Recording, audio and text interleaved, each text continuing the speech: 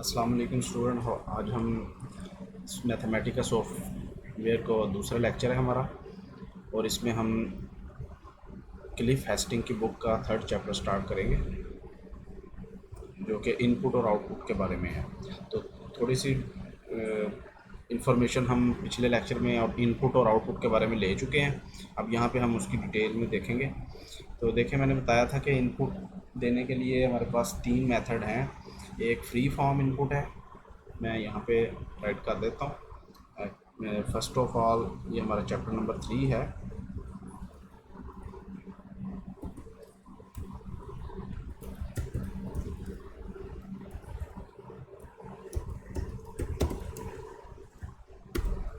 Chapter number 3, और यहाँ पे हमने तीन तरीके सीखने इनपुट देने के। फर्स्ट है जो फ्री फॉर्म इनपुट है। ये आल्ट 5 से सब सेक्शन की कमांड आ जाती है, आल्ट 5 से। तो इसमें आप वर्ड्स लिख सकते हैं, free form input. Free form input क्या है, इसमें हम देखते हैं इसको इक्वल से स्टार्ट किया जाता है। इक्वल दबाएंगे तो ये ऑरेंज कलर का इक्वल आ जाएगा। इसमें आप अपनी प्लेन इंग्लिश के अंदर कुछ भी लिख सकते हैं जो आप मालूम करना चाहते हैं, तो ये सॉफ्टवेयर उसको सॉल्व कर देगा। फॉर एग्ज़ाम्पल मैं लॉट ऑफ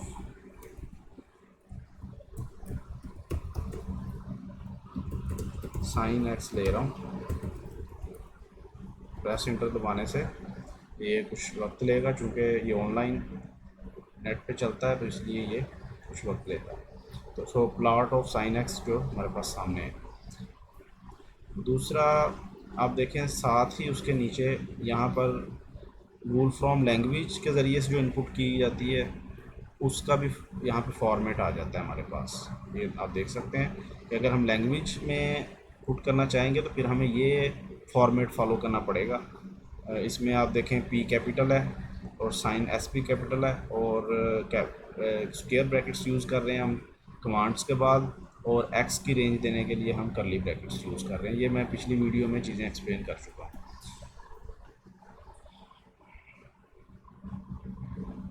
इससे नेक्स्ट जो है वो हमारे पास नेविगेशन। इस नोटबुक के बारे में मैं कुछ बता देता हूँ आपको। अच्छा, इसको आपने ऊपर नीचे मूव करना है ना इस पेज को, तो कंट्रोल एरो कीज़ के साथ करेंगे। कंट्रोल और ऊपर करना है तो ऊपर वाली एरो की, और नीचे लेके जाना है तो नीचे वाली एरो की आप दबाते जाएंगे। कंट्रोल को दबा के रखेंगे तो इस तरह से ये मूव करता जाएगा। तो लेकिन अगर आप कंट्रोल नहीं दबाएंगे और जस्ट एरो कीज़ यूज़ करेंगे, फिर ये एक सेल से एक सेल तक मूव करता जाएगा। एक इंटर दबाने से, एरो की दबाने से ये एक सेल से दूसरे सेल में चला जाएगा इस तरह से। अगर आप पूरी स्क्रीन को ऊपर या नीचे करना चाहते हैं, फिर कंट्रोल दबा के आपने एरो कीज यूज़ करनी है। अब देखें ज़रा, ये एरो जो है वो मेरा कर्सर, इसमें मैं कुछ और वैल्यूज़ लिखता हूँ। फॉर एग्ज़ाम्पल मैं 2 की पावर लेना चाहता हूँ, सिंपल 2। अब कंट्रोल शिफ्ट दबाएंगे तो पावर में चले जाएंगे, और मैं इसकी पावर 100 ले रहा हूँ फॉर एग्ज़ाम्पल। शिफ्ट इंटर से इसका आंसर हमारे पास आ रहा है।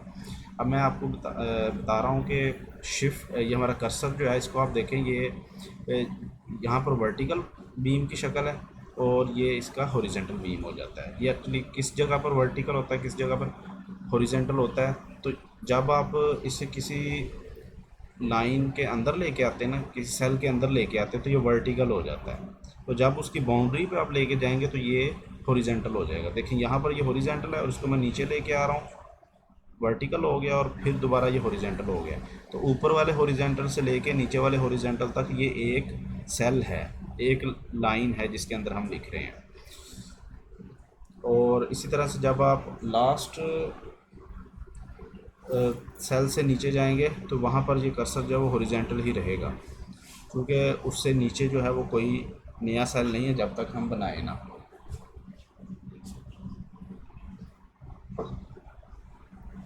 क्या, तो नेक्स्ट देखें स्टूडेंट, फ्री फॉर्म इनपुट में एक ये बड़ी फ्लेक्सिबिलिटी है कि आप डिफरेंट वर्ड्स भी यूज़ कर सकते हैं। जैसे प्लॉट है और हम ग्राफ का वर्ड भी यूज़ करते हैं, ग्राफ ऑफ, ये हम फ्री फॉर्म इनपुट देना चाहते हैं तो पहले इक्वल लेंगे, ग्राफ ऑफ साइन एक्स या कॉज एक्स ले लें, शिफ्ट इंटर। तो ये ग्राफ के वर्ड से भी ये इसको अंडरस्टैंड कर लेगा कि हम एक्चुअली इसका प्लॉट बनाना चाहते हैं। और इसके अलावा और भी वर्ड यूज़ कर सकते हैं, कर्व ऑफ साइन एक्स, ये सारे वर्ड्स ये इसको आइडेंटिफाई कर सकता है और इनके मुताबिक ग्राफ्स बना सकता है।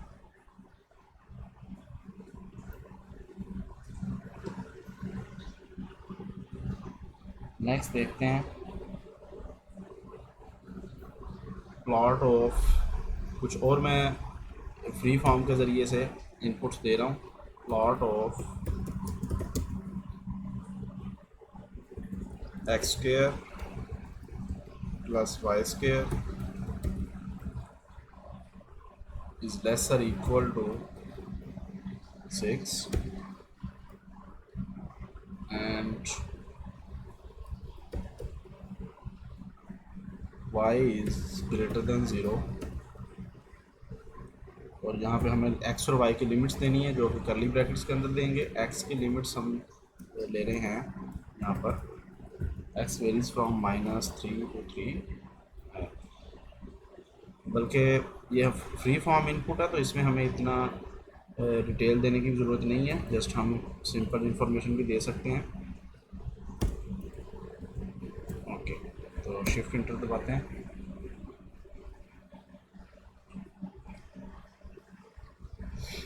तो आप देख सकते हैं यहाँ पे हमारे पास आउटपुट आ चुकी है।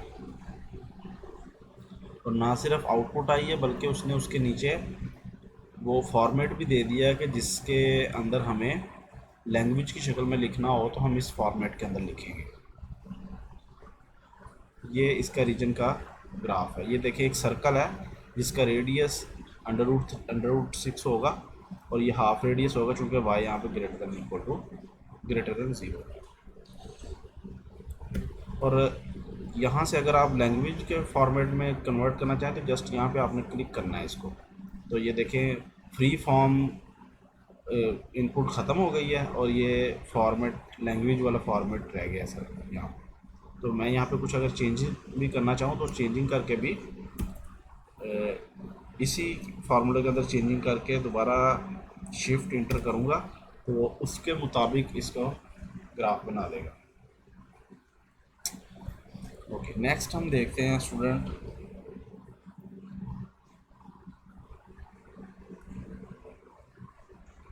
Point and click palettes. Palettes, अब ये तीसरा जो मेथड है इनपुट का उसको हम देखते हैं, क्योंकि दो मेथड जो हैं, पहले फ्री फॉर्म इनपुट और वूल फ्रॉम लैंग्वेज, ये हम पिछले लेक्चर में भी थोड़ा बहुत देख चुके थे और इस लेक्चर में भी हमने कुछ ना कुछ देख लिया। और जो तीसरा मेथड है वो हम अब देखते हैं। वो उसके लिए आपने यहाँ पर मेन्यू बार में जाना है ऊपर और पैलेट्स पे क्लिक करें, बेसिक मैथ असिस्टेंट पे क्लिक करें तो आपके पास यहाँ पे राइट साइड पे एक पॉपअप अपीयर होगा, एक विंडो, इसके अंदर ये बटन्स की शक्ल के अंदर आपके पास कमांड्स दी हुई हैं। तो यहाँ पे आप देख सकते हैं कैलकुलेटर वाली, अगर आप ओपन करेंगे विंडो टैब ओपन करेंगे तो ये आपके पास बहुत सारी यहाँ पे इंफॉर्मेशन है। इन बटन्स को आप यूज़ कर सकते हैं डिफरेंट वे में। यहाँ पे आप देखें बेसिक कमांड्स मौजूद है हमारे पास, बहुत सारी आम जो हम मैथमेटिक्स के अंदर यूज़ करते हैं। इसी तरह से डिफरेंट टाइप सेट्स मौजूद हैं। टाइप सेट्स कहते हैं डिफरेंट शक्ल्स, जैसे अंडर रूट है, इंटीग्रेशन है, मैट्रिक्स की शक्लें हैं, वो उनके अंदर स्पेसेस बनी हुई हैं, वो हमने जस्ट वहाँ पे वैल्यूज़ एंटर करनी होती हैं। तो यहाँ पे हम देख सकते हैं बेसिक्स में जाते हैं और यहाँ पे देखें ग्राफ्स के लिए भी यहाँ पे मौजूद है, ये 2D 3D ग्राफ के लिए भी। मैं यहाँ पे 2D ग्राफ पे क्लिक करता हूँ। 2D ग्राफ पे क्लिक करने से आपके पास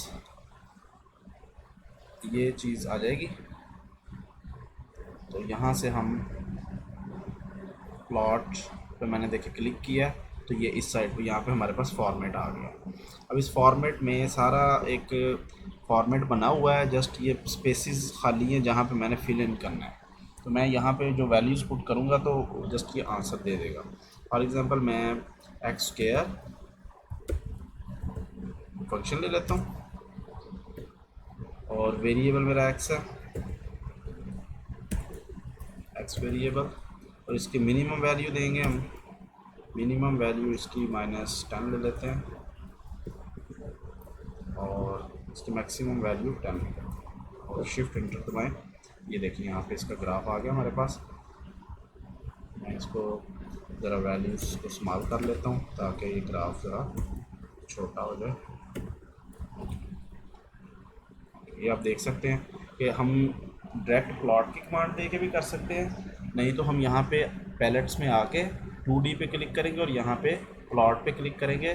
प्लॉट में भी मज़ीद ऑप्शंस हैं यहाँ पे, वो आप देख सकते हैं। जिस तरह का आपको प्लॉट ड्रा करना है ना, वो बहुत सारे डिफरेंट ऑप्शन मौजूद है, लेकिन हम यहाँ पे जस्ट अभी बेसिक्स देख रहे हैं हमारे पास।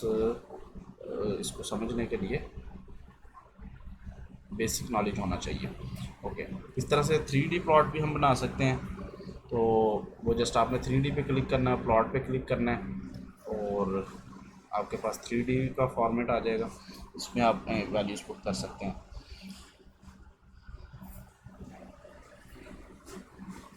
नेक्स्ट स्टूडेंट देखते हैं हम।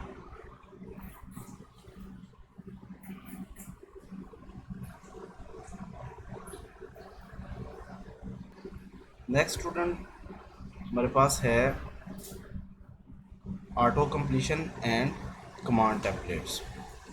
ऑटो कंप्लीशन क्या है?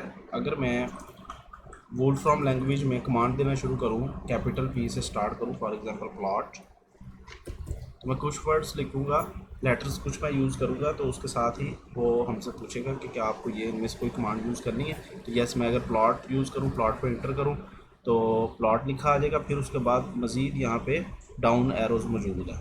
मैं इन डाउन एरो से यहाँ पे क्लिक करता हूँ तो यहाँ पे एक लिस्ट ओपन हो गई है जिसके अंदर डिफरेंट फॉर्मेट मौजूद है फंक्शंस के लिए। यानी कि अगर आपका एक फंक्शन है और एक वेरिएबल में है तो ये पहला फॉर्मेट आप यूज़ कर सकते हैं। अगर आपके एक से ज़्यादा फंक्शंस हैं, एक से, तो आप ये वाला फॉर्मेट यूज़ कर सकते हैं। इसी तरह से अकॉर्डिंग टू नीड आप नीचे वाले भी यूज़ कर सकते हैं। तो मैं ये सिंपल वाला ही सिलेक्ट कर लेता हूँ। तो आप देखें यहाँ पे मेरे पास वही फॉर्मेट आ गया जो मैंने वहाँ पहले टेम्पलेट से इधर से 2D प्लॉट में यहाँ से मैंने हासिल किया था। तो ये इस शक्ल में भी वही चीज़ आ गई। यहाँ फंक्शन लिखें और एक्स वैल्यू लिखें तो यहाँ पे हम हासिल कर सकते हैं इसको। नेक्स्ट है automatic suggestions for next calculations. अब ये बड़ी इंटरेस्टिंग चीज़ है कि एक आपने कैलकुलेशन की, फॉर एग्ज़ाम्पल आपने कोई प्लॉट ड्रा किया है। मैं यहाँ पर कुछ फंक्शंस ऐड करके उसके प्लॉट ड्रा कर देता हूँ। For example sine of x, x हमारा वेरिएबल है।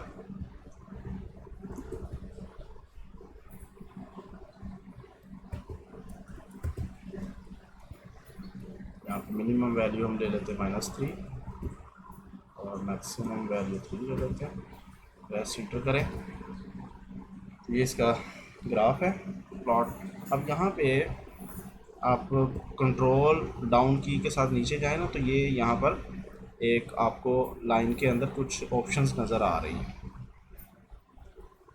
यहाँ पे ये पैलेट्स वालों को मैं बंद कर देता हूँ।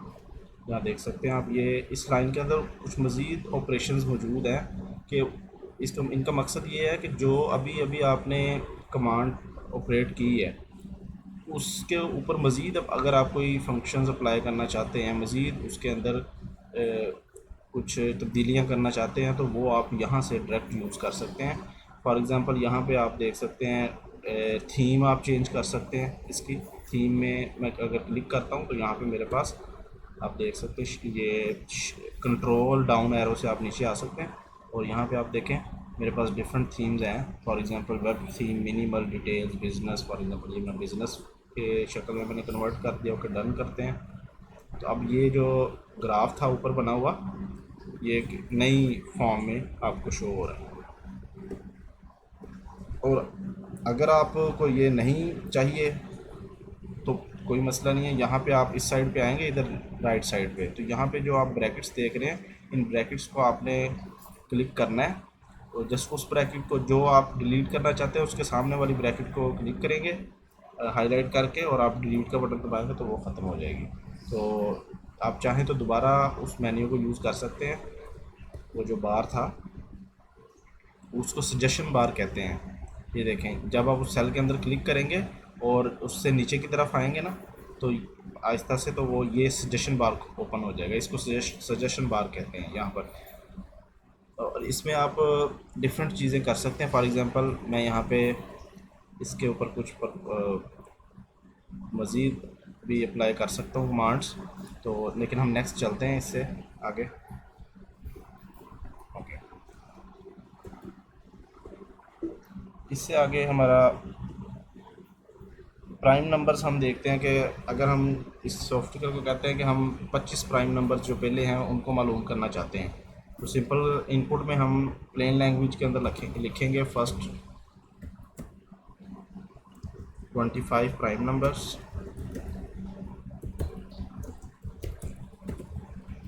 और शिफ्ट इंटर प्रेस करेंगे तो कुछ वेट के बाद हमारे पास प्राइम नंबर्स की लिस्ट आ जाएगी। ये देखें, तो ये हमारे पहले 25 प्राइम नंबर्स हैं। तो इनसे ज़्यादा भी अगर हमें प्राइम नंबर्स चाहिए तो वो भी हम उसी तरह से 25 की बजाय ज़्यादा नंबर लिख के कर सकते हो। तो नीचे देखें, यहाँ पर वूल फ्रॉम लैंग्वेज की कमांड भी आ गई है कि अगर आपने उस लैंग्वेज में लिखना था तो आपने ये फॉर्मेट के अंदर कमांड देनी थी।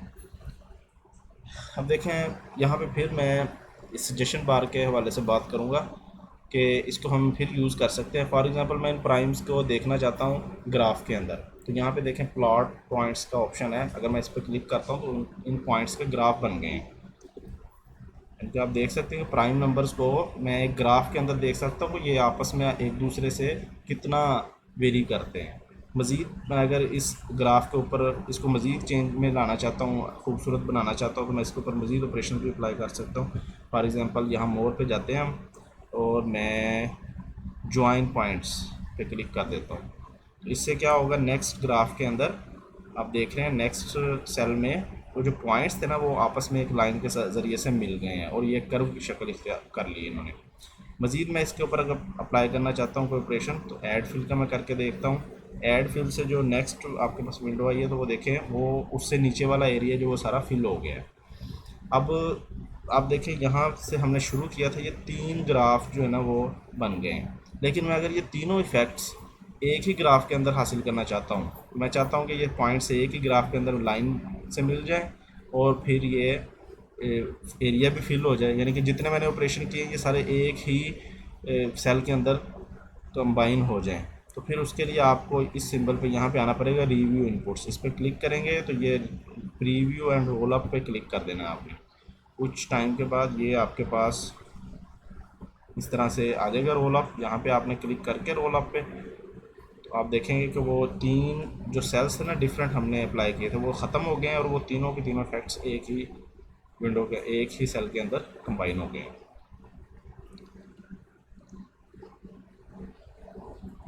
इसके अलावा हम यहाँ पे देखते हैं कि इनपुट हम जिस फॉर्म में इनपुट पुट करेंगे उसी फॉर्म में हम आउटपुट हासिल करेंगे। अगर हम एग्जैक्ट फॉर्म में इनपुट पुट करते हैं तो आउटपुट भी हमें उसी फॉर्म में हासिल होगी। मैं एक मिसाल के तौर पे आपको समझाने के लिए एक सिंपल कैलकुलेशन करता हूँ। 1 2 3 4 डिवाइडेड बाय 2 4 6 8, शिफ्ट एंटर। तो अब देखिए इसका जो आंसर आया वो एग्जैक्ट फॉर्म में फ्रैक्शन की शक्ल में ही आया है। लेकिन अगर मैं इसी नंबर को लिखता हूँ दोबारा से 1 2 3 4 डिवाइडेड बाय 2 2 4 6 8, अब मैं 0.0 कर देता हूँ। अब ये देखें, इनमें से एक नंबर जो है ना वो अप्रॉक्सीमेट डेसिमल फॉर्म में लिखा गया। अब जब मैं शिफ्ट इंटर करूँगा तो जो आंसर आएगा वो डेसिमल फॉर्म में ही आएगा। तो अगर आप एग्जैक्ट फॉर्म में इनपुट दे रहे हैं तो आउटपुट भी एग्जैक्ट आएगी। अगर आपकी इनपुट कोई एक भी डेसिमल फॉर्म में है तो आंसर आपका डेसिमल फॉर्म में ही आएगा।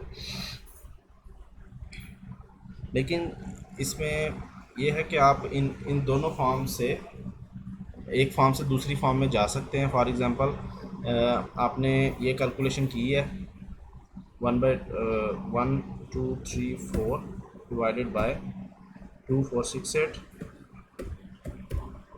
शिफ्ट इंटर, तो 1/2 आया है। लेकिन आप चाहते हैं कि इसका आंसर जो है वो न्यूमेरिकल फॉर्म में आए, डेसिमल में आए।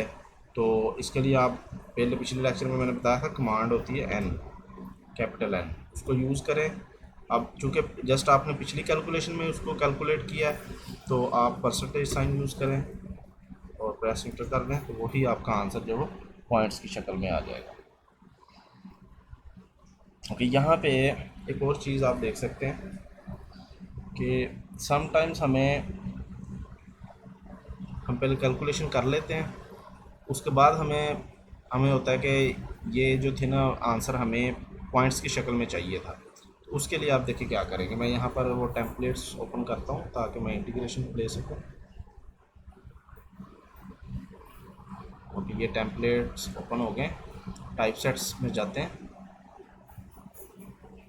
टाइप सेट में जाके ये इंटीग्रेशन, डेफिनेट इंटीग्रेशन, इसको मैं 0 to 1 साइन ऑफ एक्स के लिए आ सकते, तो शिफ्ट इंटर दबाते हैं। अब देखें, जब इसको शिफ्ट इंटर करेंगे इसका आंसर जो है वो इस शक्ल में आया है 1 - cos of 1। लेकिन मैं चाहता हूँ कि इसका आंसर डेसिमल फॉर्म में आए। तो इसके लिए एक तो ये है कि आप इससे शुरू में n अप्लाई कर दें, लेकिन दूसरा तरीका ये होता है कि बाद में भी आप n अप्लाई कर सकते हैं, लेकिन उसके लिए फिर आपको 2 स्लैश और फिर कैपिटल N लिखना। तो अब मैं अगर शिफ्ट इंटर दबाऊंगा तो अब ये आंसर जो वो डेसिमल फॉर्म में आ जाएगा। तो स्टूडेंट्स, n अप्लाई करने के दो तरीके हैं। एक है कि अगर आपने n पहले अप्लाई करना है तो आप n को इस अंदाज में अप्लाई करेंगे। देखिए, मैं इसी को आगे लिखता हूँ, कॉपी कर लेता हूँ।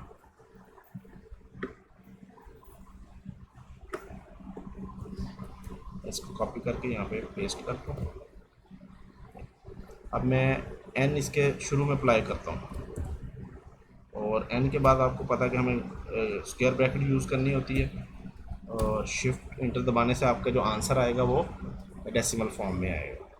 तो लेकिन आपने अब दोनों तरीके देख लिए। n जिस भी कैलकुलेशन के शुरू में अप्लाई करना तो ब्रैकेट के अंदर, अगर आपने बाद में अप्लाई करना तो 2 स्लैश लगा के फिर n लिखेंगे तो आपका आंसर डेसिमल फॉर्म में आएगा। तो स्टूडेंट, ये था थर्ड चैप्टर। इसमें कुछ एक्सरसाइज हैं वो चैप्टर 3 के एंड पे आपको बुक के अंदर मिल जाएंगी, वो आपने सॉल्व करनी है तमाम एक्सरसाइज। उससे आपकी प्रैक्टिस करने का आपको मौका मिलेगा। अस्सलाम वालेकुम।